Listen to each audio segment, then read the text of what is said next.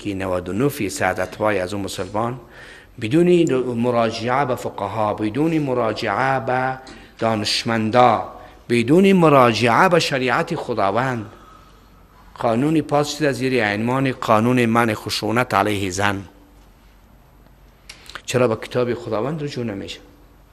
چرا اجازه داده می شود به این دستگاه ها، به این نهادها که همچنین بازی را علیه دین و احکام خدا میکنن؟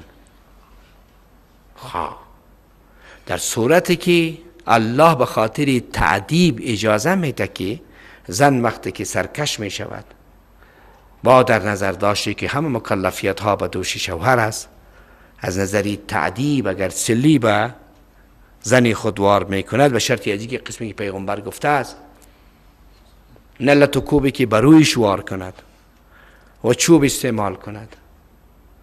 ولی قرآن را جواز داده و شما در قانونی که فعلا به زیر عنوان منع خشونت اگر کسی که خانه خود لت و کوب میکنه 3 ماه بندی شود. این از کجا گرفته شد؟ قانون 2 مأخذ دارد: قانون وضعی، عرفی پسندیده و نیازمندی های جامعه. این خود قانونی وضعی است. آیا عرفی افغانیتی را ایجاب میکنه که یک کس سلی بروی خانه خود بزنه و 3 ماه بندی شود؟